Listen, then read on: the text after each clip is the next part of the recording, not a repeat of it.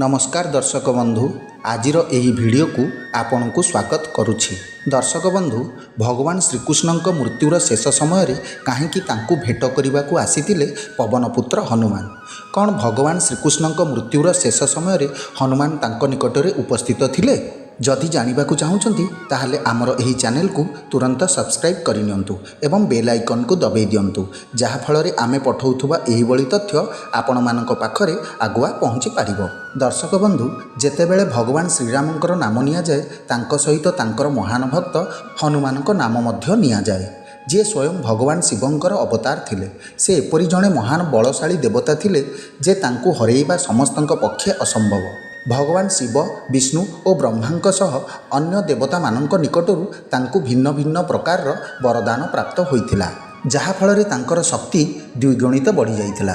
भगवान हनुमान चिरंजीवी अटंती। त्रेतया जुगरे भगवान श्रीरामंक सहित थिबा बेले द्वापर जुगरे मध्य भगवान श्रीकृष्णंक सह थिले।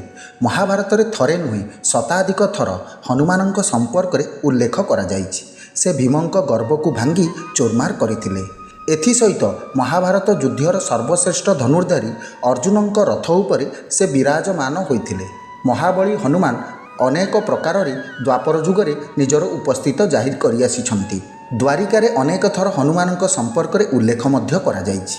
स्वयं भगवान श्रीकृष्ण तांकु द्वारिका को आमंत्रण करथिले। हनुमान श्रीकृष्णंकर पत्नी सत्यभामा सुदर्शन चक्र बड़ भाई बलरामंकर अहंकार भंग करथिले।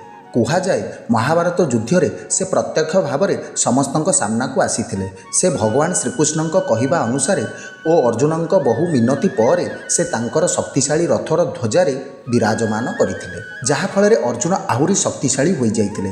तांक रथ को कौनसी भी बाण चोरमार करिबारे असमर्थ थिला। महाभारत युद्ध शेष हेबा पर से पुणी निज पूर्व स्थान को पलायन करथिले, जेउठारे से सर्वदा भगवान श्रीरामंकर जप करुथिले। महाभारत युद्ध अधर्म उपर धर्मर विजयर प्रतीक थिला। भगवान श्रीकृष्ण निजर कूटनीति और तपबल कारण अधर्मी मानकर विनाश करिपारिथिले। धरापृष्ठरू समस्त अधर्मी को विलोप करिदेइथिले। शेषरे से मनुष्य रूपी शरीर को त्याग करी वैकुंठ लोक को प्रस्थान करथिले।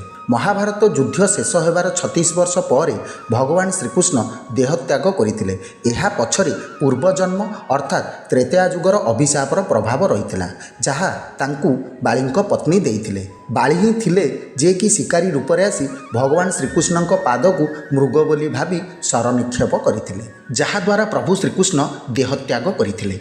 एठारे प्रश्न उठे, जेतेबेले हनुमान जानिबाकु पाइले कि तांको आराध्य एही धरापृष्ठ को छाड़ी वैकुंठ लोक प्रस्थान करने जाउचंती, सेतेबेले हनुमान काहींकि भगवान श्रीकृष्ण को भेट करने आसीथिले। आमे एठारे आपन को जणाई देबाकु चाहबू कि हनुमान भल भाबरे जानिथिले कि भगवान श्रीकृष्ण किए अटंती। हनुमान पाखरे भक्ति साधना एते मात्रा रे थिला जे ए संसार मोह माया दुख कष्टरू से बहु ऊर्ध्वरे थिले। से भल भाबे जानिथिले भगवान श्रीकृष्ण किभଳି ए धरापृष्ठ को आसीचंती एवं केउं भଳି भाबे ए धरापृष्ठ विदाय नेबे। एभଳି संदर्भ त्रेतया जुगरे रामायण रे मध्य देखिबाकू मिले, जेउठारे हनुमान को डरी श्रीराम निजर मुदी पाताल लोकरे लुचाई देइथिले, कारण से जानिथिले हनुमान केबे भी तांकु वैकुंठ धाम जिबाकू देबे नाही। परे हनुमान बासुकी नागंक ठारू श्रीरामंक मुदी संपर्क रे जानिबाकू पाइथिले। हेले दर्शक बंधु एठी प्रश्न पुणी आसे, कौन हनुमान भगवान श्रीकृष्ण को शेष मुहूर्त रे भेट करने को आसीथिले? हनुमान सदैव भगवान श्रीरामंकर जप करती। तांको मनरे केवल श्रीराम ही अछंती। श्रीरामचंद्र ना कुआड़े जाती ना कुआड़े आसती, से सदा सर्वदा तांको हृदय रे वास करती। तेणु भगवान श्रीकृष्णंकर प्रस्थान खबर जानिबा परे ना हनुमान दुखी थिले ना ही तांको आखिरु लुह झरीथिला। जदि साक्षात हेबा कथा आमे कहिबा तेबे एपरि कुहा जाय कि हनुमान प्रभु श्रीरामंकर जड़े परम भक्त अटंती।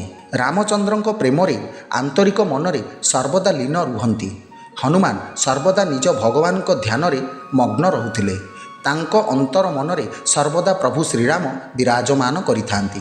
तेणु से भगवान श्रीकृष्णंकर प्रस्थान खबर जानिबा परे एतेटा दुखित होई नथिले।